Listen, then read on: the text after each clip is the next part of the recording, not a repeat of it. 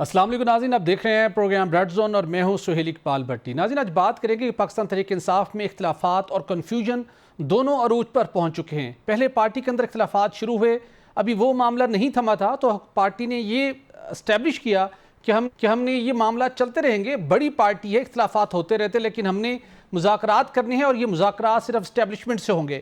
مختلف P T I کی senior قیادت کو اس حوالے سے ٹاسک سونپا گیا، تاہم اس حوالے سے آج سلمان اکرم راجہ نے ایک اور کنفیوژن پیدا کر دی، جس وجہ سے انہوں نے یہ کہا کہ اسٹیبلشمنٹ سے مذاکرات کے حوالے سے پی ٹی آئی نے کوئی فیصلہ نہیں کیا، یہ اعظم سواتی صاحب کا ذاتی معاملہ ہے، لیکن اگر کہیں بھی مذاکرات ہوں، بات چیت ہوں تو وہ اصول کی بنیاد پر ہونی چاہیے۔ تو کیا سلمان اکرم راجہ کی سٹیٹمنٹ کے بعد وہ ٹاسک جو وزیر اعلیٰ خیبر پختونخوا علی امین گنڈا پور کو ملا تھا، وہ ٹاسک جو مسٹر سیف کو ملا تھا، کیا وہ اب اسے ختم تصور کیا جائے گا؟ اور اس کے ساتھ پی ٹی آئی جہاں پر حکومت پر دباؤ بڑھانے کے لیے گرینڈ اپوزیشن الائنس پر انحصار کر رہی تھی، وہیں پر گرینڈ اپوزیشن الائنس کے اندر ممکنہ طور کے اوپر سب سے بڑی جو شمولیت ہونی تھی وہ جمعیت علماء اسلام کی تھی، اور جمعیت علماء اسلام اسٹیبلشمنٹ کے ساتھ بات چیت کے حوالے سے شدید تشویش کا اظہار کر رہی ہے۔ تو ایسے میں معاملات کیسے آگے بڑھیں گے، یا پارٹی کے اندرونی اختلافات کی وجہ سے مذاکرات کا سلسلہ بھی کہیں جا کر رک جائے گا؟ اس کے اوپر آنے والے دنوں میں کیا سینیریو ممکنہ طور پر ڈیولپ ہو سکتا ہے، اس پر بھی بات کریں گے، اور اس کے ساتھ آپ کو بتائیں گے کہ وزیر خزانہ کا کہنا ہے کہ مہنگائی کی حکومت کی تمام تر کوششوں کے باوجود عام آدمی کو ریلیف نہیں مل پا رہا، مڈل مین اس کا فائدہ اٹھا رہے ہیں۔ اگر مڈل مین فائدہ اٹھا رہے ہیں تو عام آدمی تک ریلیف کس نے پہنچانا ہے؟ اور اس کے ساتھ ساتھ آپ کو بتائیں گے کہ باثر آئل مارکیٹنگ کمپنیوں کی منمانیوں کے نتیجے میں ملکی آئل ریفائنریاں تباہی کے دہانے پر پہنچ چکی ہیں۔ صرف رواں مالی سال کے 9 ماہ کے دوران ملکی آئل ریفائنریوں کو 13 ارب روپے کا نقصان پہنچ چکا ہے۔ کون سی ایسی طاقتور آئل مارکیٹنگ کمپنیاں ہیں جو خلاف ضابطہ اضافی پیٹرولیم مصنوعات امپورٹ کر کے نہ صرف قومی خزانے کو نقصان پہنچانے کا باعث بن رہی ہیں، بلکہ اس کے ساتھ ساتھ زر مبادلہ کے ذخائر پر دباؤ بڑھا رہی ہیں اور ملکی آئل ریفائنریوں کے خسارے کا باعث بھی بن رہی ہیں؟ متعلقہ ادارے خاموش کیوں ہیں؟ تو ناظرین، ان ٹاپکس پر بات کرنے کے لیے ہمارے ساتھ اسٹوڈیو میں موجود ہوں گے سینئر سیاستدان رکن قومی اسمبلی شیر افضل مروت صاحب، اور اس کے ساتھ ہمیں جوائن کر رہے ہیں سینئر تجزیہ کار خواجہ متین صاحب۔ شیر افضل مروت صاحب سے گفتگو کا آغاز کرنے سے پہلے ناظرین ذرا شارٹ سنیں گے سلمان اکرم راجہ صاحب کا، جن کی اسٹیٹمنٹ آج کل جیسے کہتے ہیں ٹاک آف دی ٹاؤن ہے اور خبروں کی زینت بنی ہوئی ہے، اور آج کی ان کی جو اسٹیٹمنٹ ہے اس نے تو مذاکرات کے پورے عمل کی ایک ڈائریکشن ہی چینج کر دی ہے۔ انہوں نے کیا کہا، ذرا پہلے یہ سنتے ہیں پھر بات کریں گے۔ کچھ نہیں ہے، یہ سواتی صاحب اپنے طور پہ کوشش کر رہی ہیں، تو یہ ان کی کوشش ہے۔ پارٹی جو ہے حیثیت پارٹی ایسی کوئی بات نہیں کرتی، لیکن سواتی صاحب اپنی طرف سے اگر کوئی راہ نکالتے ہیں اور وہ راہ اصول کی بنیاد پر۔ شیرازن صاحب بہت شکریہ۔ آپ بھی اس بات پر یقین تو رکھتے ہیں کہ مذاکرات ہی پی ٹی آئی کی مشکلات کا حل ہے، مذاکرات کے ذریعے سے ہی بانی پی ٹی آئی کی مشکلات بھی کم ہو سکتی ہیں؟ کچھ دنوں سے ہر طرف بڑے چرچے تھے کہ مذاکرات ہو رہے ہیں، اور پی ٹی آئی کی سینئر قیادت دو ٹوک انداز میں یہ کہتی تھی کہ مذاکرات ہم کریں گے تو صرف اسٹیبلشمنٹ سے ہوں گے، ان کے پاس تو کچھ اختیار نہیں ہے۔ اعظم سواتی صاحب بھی چند روز قبل ایکٹیو ہوئے۔ اب سلمان اکرم راجہ صاحب نے آج کہا ہے کہ اسٹیبلشمنٹ سے بات کرنے کی اگر کوئی کوشش ہو رہی ہے تو اعظم سواتی صاحب کی اپنی کوشش ہے، پی ٹی آئی کو اس کے ساتھ کوئی تعلق نہیں ہے، مذاکرات صرف اصول کی بنیاد پر ہونے چاہیے۔ تو یہ پارٹی کے اندر پہلے اختلافات تھے، اب کنفیوژن بھی کریٹ ہو رہی ہے، یہ مذاکراتی عمل کا مستقبل کیا دکھائی دے رہا ہے آپ کو؟ بہت شکریہ۔ اگر آپ سلمان اکرم راجہ صاحب کے اقدامات کو اور بیانات کو جب سے یہ خود ساختہ سیکرٹری جنرل بنے ہیں، اگر آپ اس کا جائزہ لیں تو ایک چیز آپ کو ان میں کامن نظر آئے گی، وہ یہ کہ راجہ صاحب سمجھتے ہیں کہ ہر کام اس کے بغیر نہیں ہو سکتا، چاہے وہ ملاقاتیں ہوں، حتیٰ کہ چیئرمین کی ملاقات پہ بھی وہ معترض ہیں، علی ظفر صاحب کی ملاقات پہ معترض ہیں، اور جن اور لوگوں کی ملاقات پہ معترض تھے جن میں بھی شامل تھا، ان کی ملاقاتیں نہ کہ صرف رکوائی میں تو اب ان کے اقدامات اور ان کے ساتھیوں کے چغل خوریوں کے باعث پارٹی سے ہی نکالا جا چکا ہوں۔ تو عمر ایوب خان سے زبردستی استعفیٰ دلوایا گیا، اس نے خود استعفیٰ انہوں نے نہیں دیا، نہ علی امین خان نے خود استعفیٰ دیا ہے، یہ بھی جھوٹ ہے، سراسر جھوٹ ہے۔ ان کے فرشتوں کو بھی علم نہیں تھا کہ ان کو ہٹایا جا رہا ہے، اور نہ عمر ایوب خان کی کوئی جو ہے اس میں ول شامل تھی۔ سب کچھ جو آپ نے گنوایا ہے سب کچھ کس کے کہنے کے اوپر ہوا؟ میں آپ کو عرض کرتا ہوں، جب یہ استعفیٰ دلوایا گیا تو عمر ایوب خان کا استعفیٰ جب آیا تو بیرسٹر گور صاحب جو خود بھی قانون دان ہیں، اب پہلی دفعہ آپ کے وساطت سے بتا رہا ہوں کہ پاکستان کے الیکشن لاس کے تحت اور پی ٹی آئی کے آئین کے تحت اگر سلمان اکرم راجہ صاحب کو مقرر کیا جاتا تو پی ٹی آئی جو ہے الیکشن کمیشن میں اپنا وجود کھو دیتی. تو انہوں نے آج تک عمر ایوب خان کا استعفیٰ قبول نہیں کیا ہے. اچھا, یعنی آفیشلی یا لیگلی پاکستان تحریک انصاف کے وہی سیکرٹری جنرل ہیں عمر ایوب خان. یہ مزید ہو گئے کہ جی آپ استعفیٰ قبول کریں, جبکہ بیرسٹر گور صاحب اس کیس کی پیروی خود کر رہے ہیں جو انٹرا پارٹی الیکشن کا کیس ہے, جو الیکشن کمیشن میں زیر سماعت ہے. اور آپ کو شاید یاد ہوگا کے پی اور بلوچستان کے ممبران نے اس حوالے سے سوالات بھی اٹھائے تھے کہ جی آپ تو اپنی پارٹی پہ خود ہی کلاڑی چلا رہے ہیں. تو جب انہوں نے استعفیٰ قبول نہیں کیا, جو آج تک قبول نہیں ہوا ہے, تو یوں بیرسٹر گور صاحب اور ان کے مابین اختلافات پیدا ہوئے. ٹھیک. اور یہ اختلافات جو ہیں اب کور کمیٹی میں بھی ہیں, پولیٹیکل کمیٹی میں بھی ہیں, غرض اور پارٹی میں میڈیا میں بھی سامنے آ رہے ہیں. یہ تمام مسئلے مسائل اس نے دو چیزوں کو جنم دیا ہے. ایک تو یہ کہ پارٹی کی جو اتحاد ہے وہ پارا پارا ہو گیا ہے, اور جو پارٹی منتشر ہو وہ قطعاً کسی بھی صورت میں ورکر کا اعتماد اس قیادت پہ نہیں آ سکتا ہے کہ یہ کوئی احتجاج لیڈ کر سکتے ہیں یا کر سکتے ہیں, نمبر ون.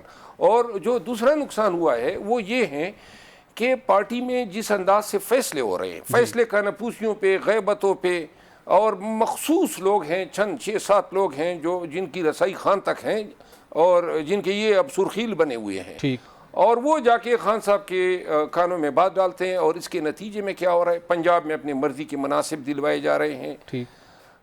پارٹی پہ ایک منمانی سی قائم کرنے کی کوشش ہو رہی ہے, اور اس چیز نے پارٹی کے تمام جو عہدیداران ہیں یا جو کے پی میں حکومت میں وزراء ہیں, سب کو غیر یقینی تقدیر یا قسمت سے دوچار کر دیا ہے, انپریڈکٹیبل. بالکل ٹھیک ہے, لیکن آپ ذرا یہ بتائیے جو اس وقت سینیریو ڈیولپ ہو چکا ہے, کچھ عرصہ قبل تک ہمیں یہ فیل ہوتا تھا کہ پارٹی کے اندر اختلافی آوازیں ہیں, 2 دھڑے ہیں. اب جو سینیریو بنا ہوا ہے, کنفیوژن اور بڑھ گئی ہے. آپ کی نظر میں کتنے دھڑے بن چکے ہیں اور اس کا نتیجہ کیا ہو سکتا ہے آنے والے دنوں میں پارٹی کے لیے اور بانی پی ٹی آئی کے لیے؟ بانی پی ٹی آئی جو ہیں ان کو ان چیزوں کا شاید ہی علم ہو. یہ جو ہم میڈیا پہ ڈسکس کر رہے ہیں اس کو یک طرفہ پکچر, یہ کنفرم میں بتا رہا ہوں, یک طرفہ پکچر پیش کیا گیا ہوگا. ان سب کی غیبتیں ہوئی ہوں گی. سب جو ہیں, اب یہ جو سینیٹر اعظم سواتی صاحب ہے, ان کو کیا پڑی ہے قرآن کریم ہاتھ میں لے کے جھوٹ بولنے کی؟ ان کو کیا پڑی ہے کہ وہ بتائیں کہ جی مجھے یہ اختیار دیا ہے کہ جی آپ مذاکرات. اب چونکہ یہ سمجھتا ہے کہ مذاکرات کا بھی تھانہ بانا اسی سے جوڑا ہونا چاہیے, تو ان کو بھی جھٹلا دیا. پورے پاکستان کے سامنے کہہ رہے ہیں کہ جی, جبکہ ان حضرت نے 1 گھنٹہ جیل نہیں کاٹی ہے. اعظم سواتی صاحب جو ہیں بار بار جیل بکت کے تکالیف اٹھا کے, جتنی تکالیف اس نے اٹھائی ہے, پی ٹی آئی میں چند ہی لوگ ہیں جنہوں نے اتنی صعوبتیں برداشت کی ہے. تو لہٰذا جب ایک کا ایک بیانیہ, دوسرے کا دوسرا بیانیہ, میڈیا کا اپنا بیانیہ, خان کا اپنا بیانیہ, ان حالات میں کس کا اعتماد آئے گا اس پارٹی کی قیادت پہ؟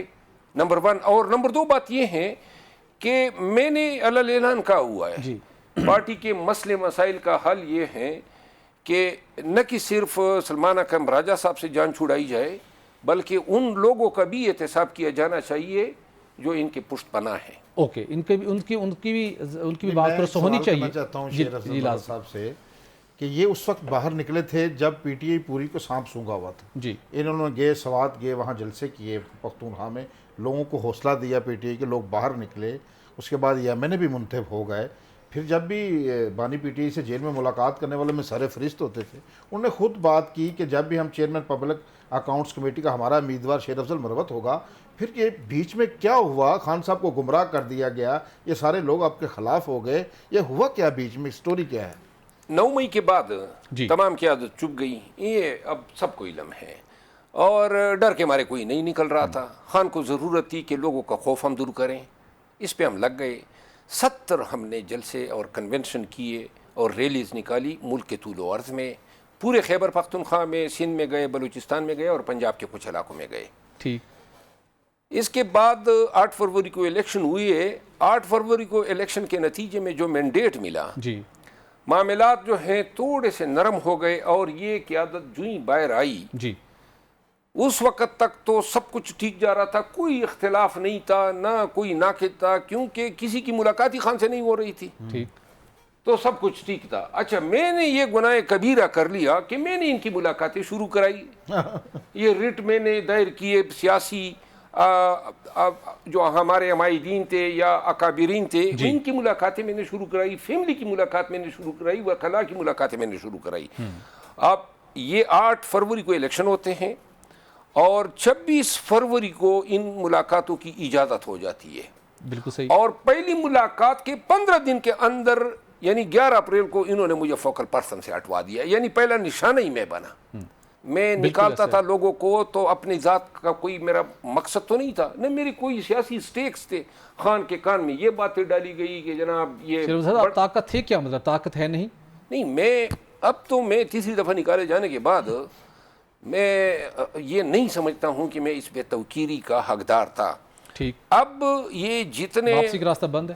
نہیں, میں نے خود بند کیا ہے. ٹھیک. میں تب ہی خان کے پاس واپس جاؤں گا, پہلے یہ سلمان اکرم راجہ صاحب کو فارغ کریں گے, نہیں کریں گے میں ادھر ہی ٹھیک ہوں. ٹھیک. اور دوسری میرا یہ مشروط خواہ نکالا جانا, میں ابھی تک مانگ رہا ہوں وجہ کہ مجھے بتاؤ نا کیوں نکالا, مجھے کیوں نکالا. تو لہٰذا دوسری یہ ہے کہ جو میرے ساتھ ہوا, دیکھیں نہ کہ صرف نکالا گیا ہوں. میرا بھائی وزیر تھا, اس کو جناب بجائے اس کی کہ ہم سے استعفیٰ مانگ لے تھے, اس کو جناب انہوں نے سیک کر دیا کے پی میں. میں پارلیمانی کمیٹی کا ممبر تھا, میں کور کمیٹی کا ممبر تھا, میں پولیٹیکل کمیٹی کا ممبر تھا, پبلک اکاؤنٹ کمیٹی کے لیے چیئرمین آپ نے نامزد کیا تھا.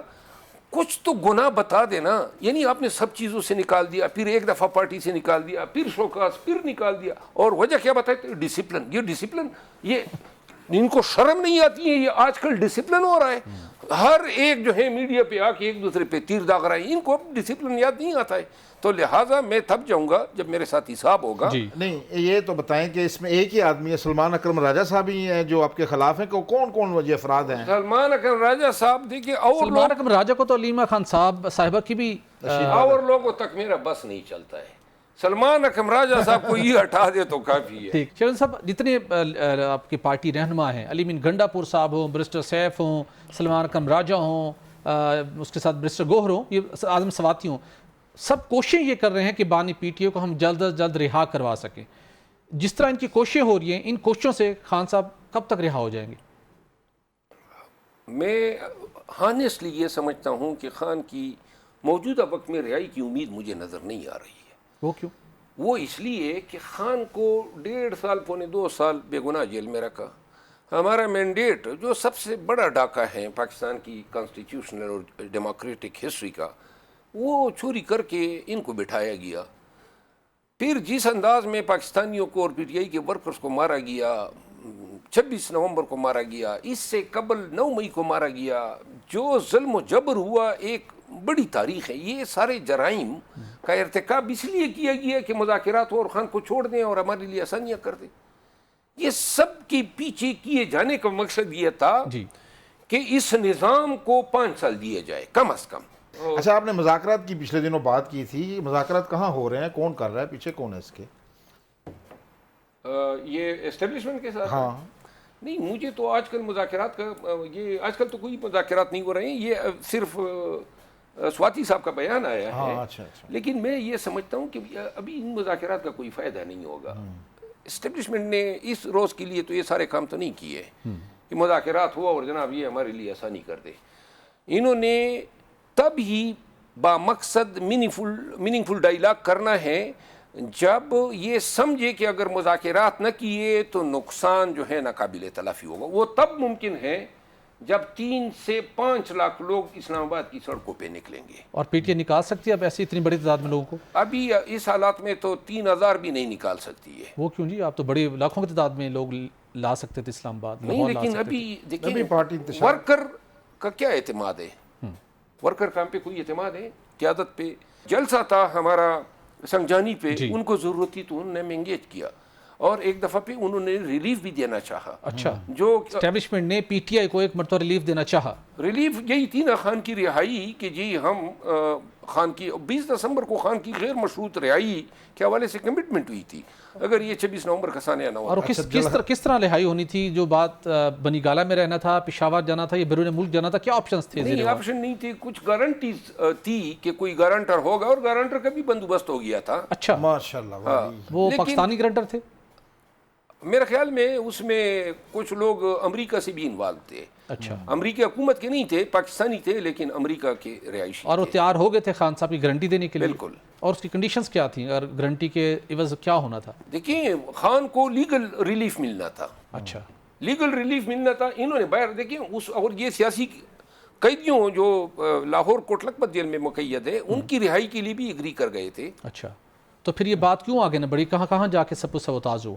یہ 26 نومبر کے سانے کی وجہ سے. یہ پھر جلسہ کر لیا نا انہوں نے، پھر کون سے مذاکرات؟ 26 نومبر نہ ہوتا تو آپ کے مطابق خان صاحب آج اگر باہر ہو ہم سکتے سنگ تھے. جانی میں ٹھہر جاتے تو تو شاید یہ ہمارے حالات بہتر ہو. جی میرا صاحب یہاں پہ آپ کو انٹرپٹ کروں گا اور یہاں پر ہم نے ایک بریک لینی ہے، اور ناظرین یہاں پر ایک بریک لیں گے اور بریک کے بعد گفتگو کا سلسلہ جاری رکھیں گے. ہمارے ساتھ رہیے گا. ویلکم بیک ناظرین. اچھا یہ بتائیں شیر افضل صاحب کہ یہ جس پی ٹی آئی جس نہج پہ شکار ہے، جن حالات سے دوچار ہو رہی ہے، اس سے پہلے باقی پارٹیاں بھی رہی ہیں، نون لیگ بھی اس کا شکار رہی ہے، ان حالات کا پیپلز پارٹی بھی رہی ہے. آپ نہیں سمجھتے کہ یہ ساری پالیسی ابھی جو سوشل میڈیا ایکٹیوسٹ ہیں، یوٹیوبرز ہیں، ان کے ہاتھ میں آ گئی ہے؟ وہ پارٹی کو ایسا بیانیہ بنا دیا ہے کہ اس کی پارٹی بھی ان کے اندر قید ہو کر رہ گئی ہے. آپ کی بات درست ہے، لیکن میں عرض کروں نا، یہ یوٹیوبرز اور سوشل میڈیا ایکٹیوسٹ جو ہیں، بہت سارے لوگ جو ہیں میجارٹی، وہ نادانستگی میں پارٹی کو نقصان پہنچا رہے ہیں.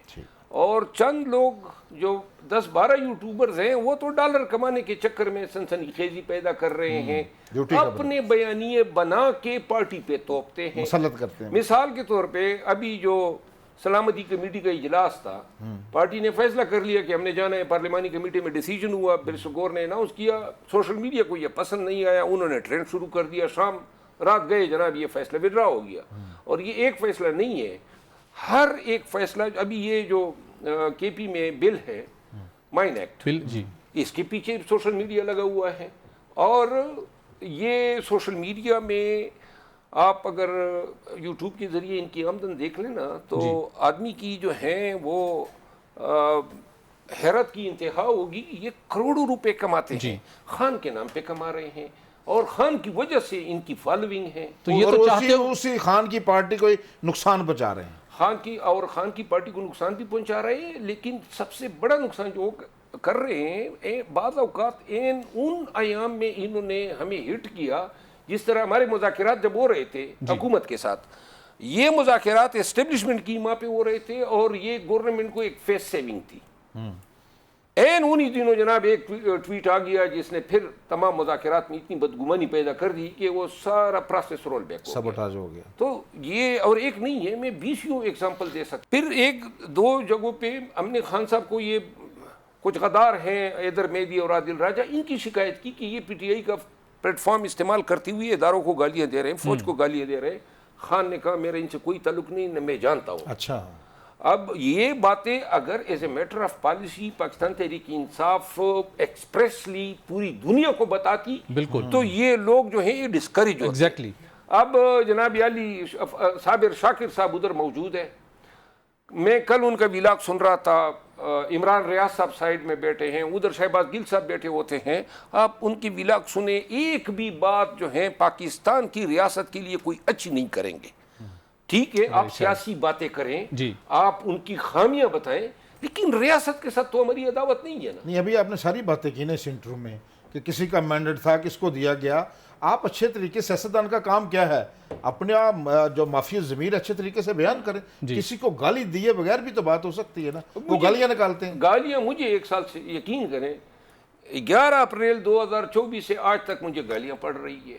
میں وہ شخص ہوں جس نے مطلب میں کبھی بھی ایک لمحے کے لیے بھی نہیں ہچکچاتا اگر اس جدوجہد میں میری جان چلی جاتی. میں نے ہر کسی بڑی بات ہے، نقصانات اٹھائے. میری وکالت اچھی بلی تھی، اس سے ہاتھ دھونے پڑے، میرے گھر گرائے گئے، یہاں کا گھر گرایا گیا، گاؤں کا گھر جلایا گیا، 3 دفعہ جیل گیا، 57 FIR ہوئے. آج بھی میں ان کی نظروں میں غدار ٹھہرا ہوں. تو جس نے آپ کی پارٹی کو اٹھایا، وہ پارٹی مشکل وقت میں جس کو دفنایا جا رہا تھا، جس کی جان نکالی جا رہی تھی، میری شکل میں اس کو اٹھایا جا رہا تھا، یہ کون سی منطق ہے؟ اور معاملات اس نہج پر پہنچ چکے، جہاں آپ اپنی بھی آپ نے اگزامپل دی اور پوری پارٹی کا سینیریو بھی آپ نے ہمارے سامنے پیش کیا. ملک کا جو سیاسی نظام جہاں کا جا کے سٹک ہو گیا ہے، عوام کے لیے مشکلات ہیں، ریاست کے لیے مشکلات ہیں، بانی پی ٹی آئی کے لیے مشکلات ہیں. اس سارا جو اتنا بڑا ایک کرائسس ہے، پولیٹیکل کرائسس ہے، اس سے نکلنے کے لیے وے آؤٹ ہے کیا؟ پی ٹی آئی کو کیسے بیہیو کرنا ہوگا آپ کی نظر میں، آپ کی رائے کے مطابق کیسے اس کا کوئی سلوشن نکل سکتا ہے؟ بہتری کا سفر کیسے شروع ہو سکتا ہے؟ بہتری کا سفر ابتدا میں تو بڑا آسان تھا. ابتدا میں ہوتا، بیٹھک ہوتی، نشست ہوتی، میرا خیال ہے جتنے ایام اور مہینے گزرتے گئے اتنے ہی فاصلے بڑھتے گئے ہیں. مثال کے طور پہ 26ویں آئینی ترمیم نہ ہوتی اگر ہم 26ویں آئینی ترمیم سے پہلے بیٹھے ہوتے. بالکل ٹھیک. اب 26ویں آئینی ترمیم جس انداز میں ہوئی اور ہو گئی ہے، اب آپ کا کانسٹیٹیوشن چینج، اس نے پوری عدلیہ کو جو ہے ایک نئی شیپ متعارف کرا دی ہے. پھر مینڈیٹ کی ریکوری ہے. اب مینڈیٹ کی ریکوری پہ یہ کس طرح تیار ہو سکتے ہیں؟ وہ رانا ثناء اللہ صاحب کی بات ہے نا کہ اگر ہم آپ کو مینڈیٹ دے دیں تو پھر ہم تو جیل میں ہوں گے، ہم گھر جائیں گے، جیل جائیں گے، ہم تو جیل میں ہوں گے. پھر جو پی ٹی آئی کے لوگ مرے ہیں، پھر جو لوگ ایسے بھی ہیں جنہوں نے جرائم کا ارتکاب کیا ہے، خصوصاً 9 مئی میں، جس کے بارے میں خان نے کہا ہے کہ سی سی ٹی وی فوٹیج دکھا دیں. ہر گزرتے دن کے ساتھ ہمارے فاصلے بڑھ رہے ہیں اور یہ فاصلے پاکستان کی سالمیت کو نقصان دے رہے ہیں. سیاسی عدم استحکام رہے گا کیونکہ پی ٹی آئی آج کے وقت میں اور گزشتہ 1.5 سال سے پاکستان کی پاپولر ترین پارٹی ہے.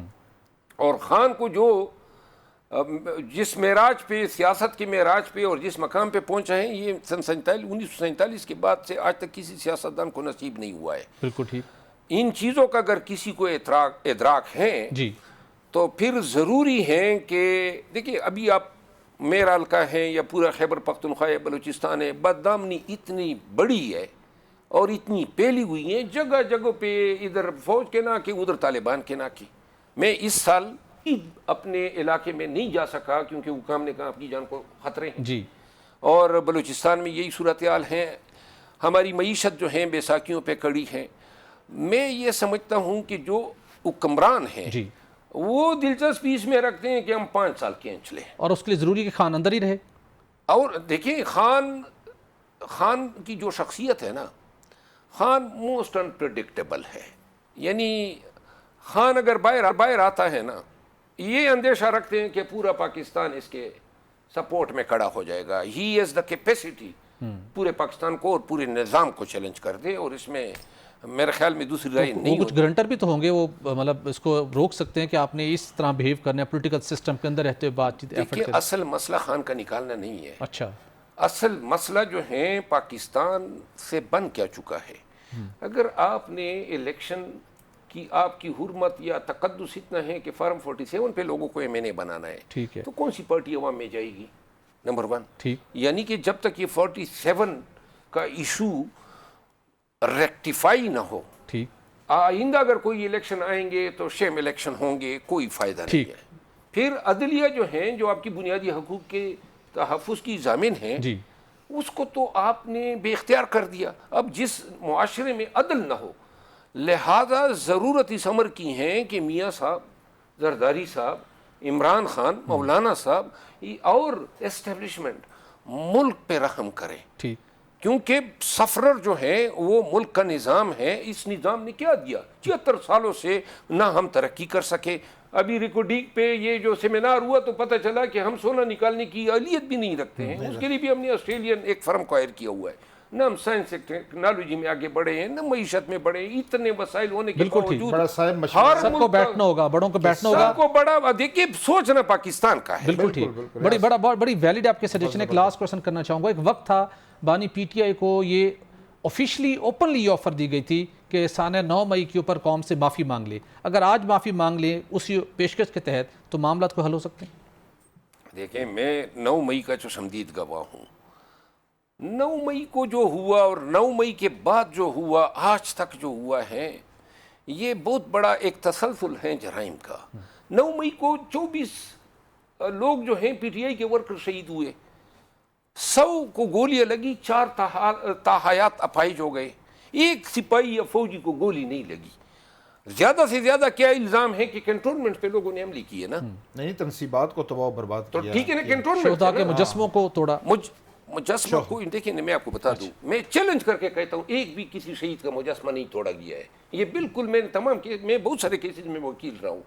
مجسمے نہیں توڑے گئے, بلڈنگز پہ حملے ہوئے ہیں, اور بلڈنگز پہ حملے جو ہیں یعنی کنٹونمنٹس پہ حملے ہیں.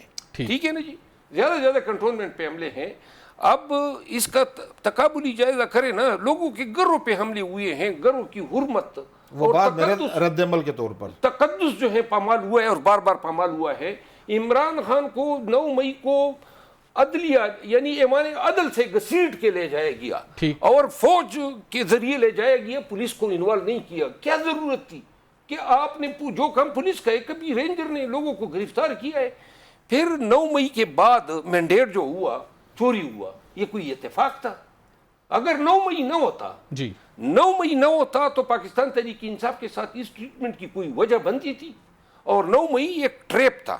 بے شک ان میں بہت سارے ورکرز کی غلطی ہوگی. علی امین گنڈاپور صاحب نے کہا کہ ورکرز, دیکھیں ایک چیز میں کہتا ہوں, علاج یہ ہے پاکستان کا کہ پی ٹی آئی کو این آر او دینا ہوگا, اسٹیبلشمنٹ کو بھی اور حکومت کو, لیکن اور حکومت اور اسٹیبلشمنٹ کو پی ٹی آئی کو این آر او دینا ہوگا. این آر او کو بغیر بات نہیں بنے گی. این آر او سب کو دیکھیں, سب کو ملا, پہلے بھی ملا ہے تو ان کو بھی مل جائے, کیا فرق پڑتا ہے. دیکھیں این آر او سے مراد یہ ہے ایک Broad consensus.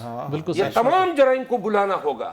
P T I نے بھی حساب نہیں مانگنا ہوگا, انہوں نے بھی حساب نہیں مانگنا ہوگا. بالکل ٹھیک. تو پھر پارٹی کے لیے, کارکنوں کے لیے, ملک کے لیے ایک دفعہ معافی مانگنے تو کوئی حرج نہیں ہے. پھر این آر او کا راستہ تو وہیں سے راستہ ملک کے لیے سوچیں, پھر آگے بڑھیں. میں ایک عرض کروں, دیکھیں میں اگر اس پہ خان نے بڑا اچھی بات کی ہے نا, ایویڈنس دکھا دیں تو معافی مانگ لوں گا. میں اس دن ان کے ساتھ تھا نا, خان صاحب کے ساتھ, جب ہم سپریم کورٹ میں گئے 11 مئی کو. نہیں وہ ویڈیوز جو ہم نے دیکھی ہیں, پوری دنیا نے دیکھی ہیں, جو سامنے گراؤ جلاؤ ہو رہا ہے, لوگوں کے گھر جلائے جا رہے ہیں, گورنر ہاؤس لاہور میں ساتھ جو کور کمانڈر کا گھر ہے, وہ ساری دنیا نے دیکھی ہے نا ویڈیوز.